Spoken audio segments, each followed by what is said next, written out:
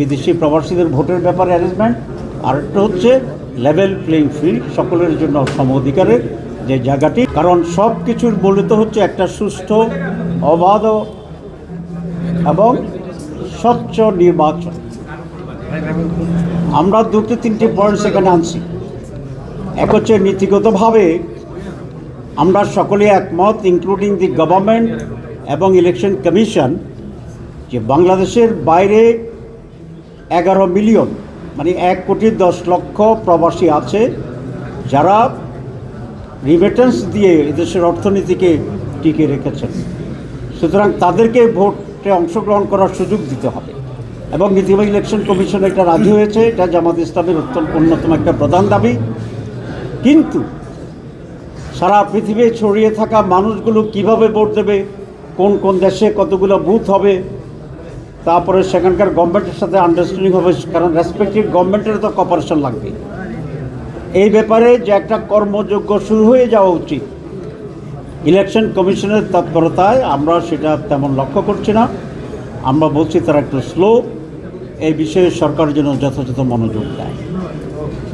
2 নম্বর নির্বাচনের জন্য একটা গুরুত্বপূর্ণ ল্যাঙ্গুয়েজ সেন্টেন্স আমরা সকলেই বলি এবং গুরুত্বপূর্ণ, সেটা হচ্ছে লেভেল প্লেইং ফিল্ড, সকলের জন্য সমতল করা। অতীতে 3টা নির্বাচন তো হয়েছে, কিন্তু সমতল ছিল না, স্বচ্ছ ছিল না। তো আরেকটা এরকম প্রহসনমূলক নির্বাচন আমরা চাই না, এবং নির্বাচনকে গ্রহণযোগ্য, স্বচ্ছ করার জন্য যারা সংশ্লিষ্ট আছে নির্বাচনের সাথে, যেমন প্রশাসনিক লোকেরা আছে, সেক্রেটারিয়েটে ডিসি এসপি সাহেবেরা আছেন, টিওনো ওসি আছেন, পোলিং প্রিসাইডিং অফিসার আছে, ইলেকশন চিফ ইলেকশন কমিশনের অফিস আছে, ল এনফোর্সিং অথরিটিজ আছে, সমস্ত জায়গায়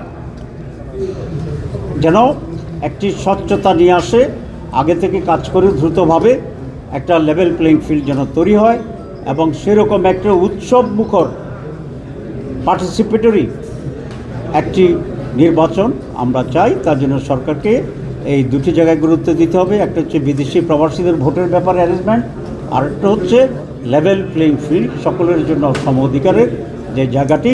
এবং এটা নির্বাচনের অনেক আগেই করতে হবে, যাতে নির্বাচনের ব্যাপারে কনফিডেন্স ফিরে আসে, এবং তার ভিতরে আইনশৃঙ্খলা পরিস্থিতি আছে, সেটা আমি বলেছি যে স্টেক হোল্ডার যারা আছেন, এই সব বিষয় যেন একটা উন্নত এবং বিশ্বস্ত আস্থার যে বিষয়টি আছে, সেই বিষয়টি যেন পূর্বাহ্নে প্রতিষ্ঠিত করতে পারে।